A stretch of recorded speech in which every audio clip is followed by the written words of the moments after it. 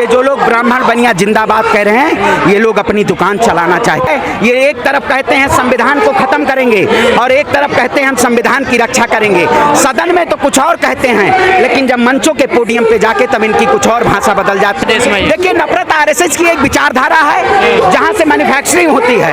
वो लोग नफरत फैला के इस देश में लोगों को आपसी झगड़ा, आपसी मतभेद फैलाना चाहते हैं। इस देश में तानाशाही है, इस देश में क्या डिक्टेटरशिप है। जो देश का प्रधानमंत्री चाहेगा वो होगा। ये सरकार नफरत की राजनीति के जरिए नकारात्मक सोच है इसकी। मैं कहता हूं तुम्हारी फाइलों में गांव का मौसम गुलाबी है, मगर ये बजट झूठा है, आंकड़ा किताबी है, आंकड़ा किताबी है। सवाल आ गया बीजेपी कार्यालय से, जो बीजेपी कार्यालय से वही सवाल आएगा, वही जवाब आप मांगेंगे। तू इधर उधर की ना बात कर, ये बता काफिला लुटा क्यों। मुझे रहजनों से गिला नहीं, प्रधानमंत्री के रहबरी से सवाल है। प्रधानमंत्री को जवाब देना होगा।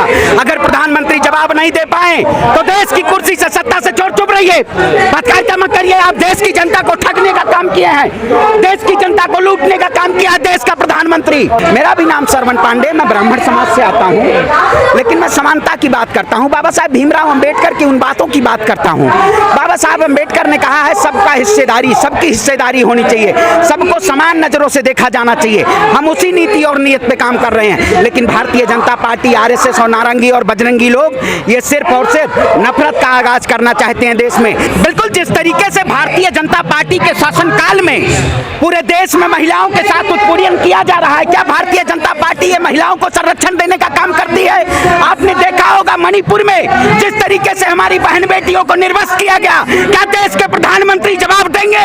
सदन में नहीं जवाब देंगे, क्योंकि ये सरकार कहीं ना कहीं कायरतापूर्ण तरीके से इस देश की आम जनमानस को कहीं ना कहीं ठेस पहुंचाने का काम कर रही है।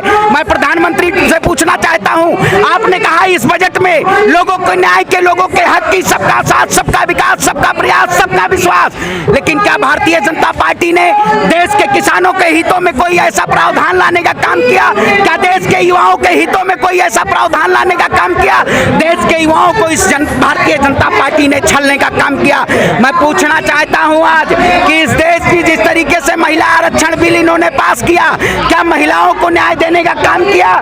महिलाओं के साथ लगातार अत्याचार हो रहा है। आपने देखा होगा उत्तर प्रदेश के हाथरस में जिस तरीके से डबल इंजन की सरकार में रात के अंधेरे में एक बहन के लाश को जला दिया जाता है, और पूरी भारतीय जनता पार्टी, पूरी महिला विंग उस पर जवाब नहीं देना चाहती है। आज इसीलिए देश के कोने कोने से हमारी बहनें, हमारी माताएं यहाँ पे इस सरकार को चुनौती दे रही हैं कि आपने हमें ठगने का काम किया है, आपने हमें लूटने का काम किया है। पर बीजेपी तो लखपति बना रही है बहनों को। देखिए, बीजेपी लखपति नहीं बना रही है, बीजेपी पूंजीपतियों को लखपति बना रही है। मैं कहता हूं तुम्हारी फाइलों में गांव का मौसम गुलाबी है, मगर ये बजट झूठा है, आंकड़ा किताबी है, आंकड़ा किताबी है। बताइए, इन्होंने रक्षा में, शिक्षा में, स्वास्थ्य में, कृषि में, इन्होंने सब में बजट को कटौती करने का काम किया। मैं पूछना चाहता हूं प्रधानमंत्री से, अग्निवीर जैसी योजना को लाके देश के युवाओं को कमजोर करने का काम न किया होगा?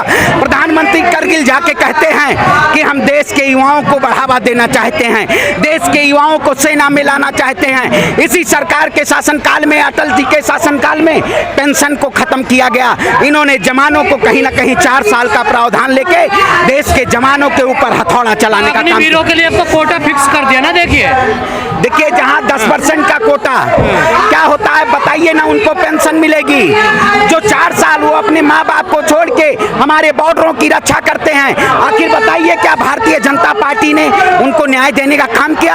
अग्निपथ योजना मोदी जी कहते हैं नहीं खत्म होगा। अरे क्यों नहीं खत्म होगा? इस देश में तानाशाही है, इस देश में क्या डिक्टेटरशिप है। जो देश का प्रधानमंत्री चाहेगा वो होगा। क्या देश के किसानों के लिए प्रधानमंत्री ने ऐसा कोई रिफॉर्म लाने का काम किया जिससे देश के किसानों के इक्विपमेंट पे 18% की जीएसटी ना लगे? कहते हैं बजट बड़ा अच्छा है। अरे कहां से बजट अच्छा है? महंगाई त्राहिमाम कर रही है, देश की आम जनता परेशान है, देश के किसानों के घरों से जब फसलों की कहीं ना कहीं कीमत नहीं दी जाती है और देश का किसान उसी टमाटर को इतने महंगे दामों में खरीदता है, तो प्रधानमंत्री को जवाब देना चाहिए। लेकिन प्रधानमंत्री तो मस्त हैं, क्योंकि सत्ता की कुर्सी है, उनको सत्ता से मोह है, देश की जनता से मोह नहीं है। धर्म को मजबूत किया जा रहा है। देखिए, अरे मैं कहता हूं जिसकी सरकार 10 साल से है वो कहता है हिंदू कमजोर है। अरे कहां से हिंदू कमजोर है? अरे हिंदू सैंचुड़ है, हिंदू हमेशा इस देश में न्याय की बात किया, लेकिन ये हिंदुओं के नाम पे देश में व्यापार करने का काम किए हैं। आप बताइए, निर्मला सीतारमण ने 7वां बजट पेश किया, 7वां बजट ना महिला का रहा, किसी का नहीं रहा, सत्यानाशी बजट रहा। ये सरकार नफरत की राजनीति के जरिए नकारात्मक सोच है इसकी। बजट में नियत होती है, बजट में नियोजन होता है, लेकिन ना नीत है, ना नियोजन है, ना प्रावधान है, ना रिफॉर्म है, सिर्फ और सिर्फ बजट के नाम पे धोखा है। धोखा। सुनिए, 5 किलो अनाज। आप बताइए, इससे पहले आप बताइए, पीडीएस योजना कौन लाने का काम किया? पीडीएस योजना कांग्रेस पार्टी ने लाने का काम किया। 2 रुपए अनाज मिलता था। अरे आप बताइए, 5 किलो अनाज 10 रुपए का अनाज देके देश के आम जनमानस से, चाहे टेलीकॉम सेक्टर की बात करें, चाहे किसी भी सेक्टर की बात करें, महंगाइयां अपार हैं। आज आप बताइए, किसी भी परिवार के घर से आप जाइएगा, पता करिएगा, उसके टेलीकॉम रिचार्ज 2,500 से 3,000 होते होंगे। बिल्डो तो चल रहा है सर। बिल्कुल। मैं अभी कल बनारस में प्रधानमंत्री नरेंद्र मोदी का संसदीय क्षेत्र देखा, जिस तरीके से एक मुस्लिम समुदाय के होटल को तोड़ा गया। वाकई में क्या, अगर आप मुस्लिम समुदाय से हैं तो आपके घरों पे बुलडोजर चलेगा? ये सरकार बुलडोजर की नियत से कहीं ना कहीं देश की जनता को ठगने का काम कर रही है। डबल इंजन की सुनिए, सवाल आ गया बीजेपी कार्यालय से, जो बीजेपी कार्यालय से वही सवाल आएगा, वही जवाब आप मांगेंगे। देश की जनता के साथ क्या न्याय किया देश के प्रधानमंत्री ने? इन्होंने कहा था 2 करोड़ युवाओं को रोजगार देंगे। अरे कांग्रेस ने जो मैनिफेस्टो बनाया, 5 न्याय की बात की थी। अगर कांग्रेस के मैनिफेस्टो को 5 न्याय की लागू कर देते, लेकिन उसमें तो एक ही चोरी किया, रोजगार के लिए। और रोजगार के लिए क्या, हम 8,500 रुपए स्टेफन देना चाहते थे, देश के युवाओं को ये 5,000 रुपए लाके लटकाने का काम किया। तो ये पूरी तरीके से झूठ और फरेबजीबी सरकार है। ये ना देश के युवाओं को देखना चाहती है, ये सिर्फ और सिर्फ पूंजीपतियों के लिए है। ना नियत ठीक है, ना नीति ठीक है, तो फिर ये विश्वगुरु कैसे बन रहा है हमारा? कहाँ विश्वगुरु बन रहा है? टीवी नहीं देखता। अच्छा, वही गिद्ध मीडिया वाला, जहाँ हिंदू मुसलमान के नाम पे, कांवड़ के नाम पे, राम के नाम पे, अजान के नाम पे, हिजाब के नाम पे, दलित मुसलमान के नाम पे, उसी टीवी की बात कर रहे हैं। आपको भी टीवी हो गया। टीवी कह रहा है विश्वगुरु हो गया भारत। अरे विश्वगुरु क्या हुआ है बताइए? हंगर इंडेक्स में जाइए, उठा के देख लीजिए। हैप्पीनेस में भारत की फ्रीडम ऑफ स्पीच, जिस तरीके से पत्रकारिता में जाके देख लीजिए, पूर्ण रूप से भारत को कहीं ना कहीं विकासशील की श्रेणी से भी नीचे लाने का काम किया है देश के प्रधानमंत्री ने। अब्दुल टाइट किया है। ये क्या होता है अब्दुल टाइट? चूड़ी टाइट है। प्रधानमंत्री जी को, स्मृति ईरानी ने मनमोहन सिंह जी को महंगाई पर चूड़ी भेजा था। मैं कहता हूं, देश के प्रधानमंत्री से सुषमा स्वराज ने सदन में पूछा था, तू इधर उधर की ना बात कर, ये बता काफिला लुटा क्यों?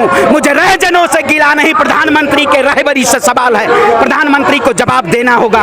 अगर प्रधानमंत्री जवाब नहीं दे पाए तो देश की कुर्सी से, सत्ता से चुप रहिए, पत्रकारिता मत करिए। आप देश की जनता को ठगने का काम किए हैं, देश की जनता को लूटने का काम किया है देश का प्रधानमंत्री। आप बताइए, आज कितना ठगावा हुआ, कितना ठगा महसूस होने का काम किया है। ये देश की लड़ाई है और देश की लड़ाई में हमेशा लड़े हैं, और हम कांग्रेसी लोग हैं, लगातार इस देश के लिए आवाज उठाने का काम किया है। पांडे जी, जेएनयू की दीवारों पे लिखा गया है कि चमारो दलितों भारत छोड़ो, बनिया ब्राह्मण जिंदाबाद। देखिए, आपने ये बहुत अच्छा सवाल, वो कौन लोग हैं जो जाति के नाम पे, आपने देखा होगा जिसने उत्तर प्रदेश में नेम प्लेट लगवाने का काम किया। जाति के नाम पे कौन भ्रांतियां फैला रहा है? मेरा भी नाम श्रवण पांडे, मैं ब्राह्मण समाज से आता हूँ, लेकिन मैं समानता की बात करता हूँ। बाबा साहब भीमराव अंबेडकर की उन बातों की बात करता हूँ। बाबा साहब अंबेडकर ने कहा है, सबका हिस्सेदारी, सबकी हिस्सेदारी होनी चाहिए, सबको समान नजरों से देखा जाना चाहिए। हम उसी नीति और नियत पे काम कर रहे हैं, लेकिन भारतीय जनता पार्टी, आरएसएस और नारंगी और बजरंगी लोग ये सिर्फ और सिर्फ नफरत का आगाज करना चाहते हैं देश में। मैं कहता हूं, लेकिन भारतीय जनता पार्टी ये प्रदर्शित करना चाहती है, सबसे बड़ा हिंदू कौन है? योगी आदित्यनाथ हिंदू हैं या पुष्कर सिंह धामी हैं? आपसी में हिंदुओं का नेता के लिए होड़ लगी हुई है, खलबली मची है बीजेपी की आला कमान में। और मैं आपको बता दूं, ये जो लोग ब्राह्मण बनिया जिंदाबाद कह रहे हैं, ये लोग अपनी दुकान चलाना चाहते हैं। ये देश में आप बताइए, क्या जो नेम प्लेट के नाम पे दलितों के प्रति छुआछूत और भेदभाव की बात नहीं भारतीय जनता पार्टी ने की? ये लोग छुआछूत और भेदभाव को पहली प्राथमिकता देना चाहते हैं, और हम इस देश में, दलित चमारों का भारत नहीं है, ये नहीं, सबका भारत है। मैं कहता हूं, बाबा साहब भीमराव अंबेडकर ने इस देश की संविधान की नींव रखी, जो संसद चलता है, उसी देश के संविधान को प्रधानमंत्री ने जाके प्रणाम किया था। लेकिन इनकी नियत है, ये एक तरफ कहते हैं संविधान को खत्म करेंगे और एक तरफ कहते हैं हम संविधान की रक्षा करेंगे। सदन में तो कुछ और कहते हैं, लेकिन जब मंचों के पोडियम पे जाके तब इनकी कुछ और भाषा बदल जाती है। वाकई में पर नफरत कौन फैला रहा है देश में? देखिए, नफरत आरएसएस की एक विचारधारा है जहां से मैन्युफैक्चरिंग होती है। वो लोग नफरत फैला के इस देश में लोगों को आपसी झगड़ा, आपसी मतभेद फैलाना चाहते हैं। और हम लोग हमेशा न्याय, हक और प्यार और मोहब्बत की बात करना चाहते हैं। हम मोहब्बत के लोग हैं। ये लोग अगर नफरत की राजनीति करेंगे तो हम मोहब्बत के जरिए इस देश में एक नई राजनीति का उद्गम करने का काम करेंगे।